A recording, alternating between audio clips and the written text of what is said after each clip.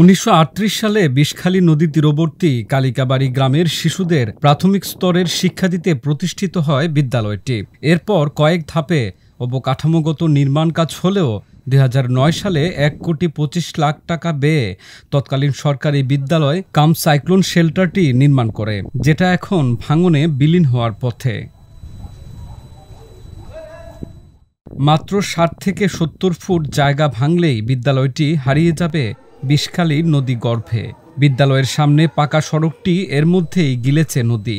বিদ্যালয়ে ঢোকার রাস্তা না থাকায় নদী তীরের ভাঙনের পাশ দিয়ে জল কাদা পেরিয়ে অনেক শিক্ষার্থীকে বিদ্যালয়ে আসা যাওয়া করতে হয়।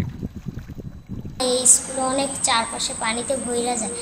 এই স্কুলে আমরা আসতে পারি না, ভয় লাগে। কয়েক সময় পানিতে ভইরা যায়, সেটা আসতেও পারি না। একটা ব্যবস্থা করুন। এই ভোগান্তি শুধু শিক্ষার্থীদেরই নয়, শিক্ষক ও অভিভাবকদেরও পোহাতে হয়। এই জোয়ারে দেখেন না, এই জায়গায় পানিতে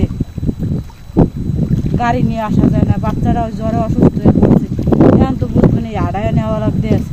যখন বড় জোয়ার হয় তখন জোয়ারে স্কুলে ফ্লোর তোলায় যায় এবং স্কুলে ফলাফল আসতে অনেক সমস্যা হয়। বিশেষ করে অনেক সময় তারা নৌকোয় আসে বা অনেক সময় পানিতে কাপড়ি করে আসে, অনেক তাদের সমস্যা হয়। এই জন্য স্কুলে উপস্থিতি অনেক কম হয়। বিগত এই স্কুলে আমাদের প্রায় ৩০০-৩৫০ পর্যন্ত ছাত্রছাত্রী ছিল, কিন্তু এখন কমতে কমতে ১০০-র নিচেই আমাদের বলতে গেলে। দুর্ভাগ্য আমাদের ছেলেরা স্কুলে দেই আজকের একটি পাকা রাস্তা নদীর কবলে বিলীন পেয়ে গিয়েছে। স্কুলটি আমাদের নদীর নিকটতম।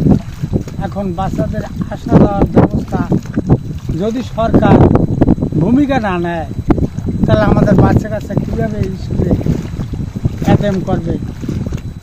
প্রতিনিয়ত জোয়ার, জলোচ্ছ্বাস ও ভাঙনের হুমকিতে ধীরে ধীরে কালিকাবাড়ি গ্রামের একমাত্র সরকারি এই প্রতিষ্ঠানটিতে শিক্ষার্থীর সংখ্যা কমে যাচ্ছে।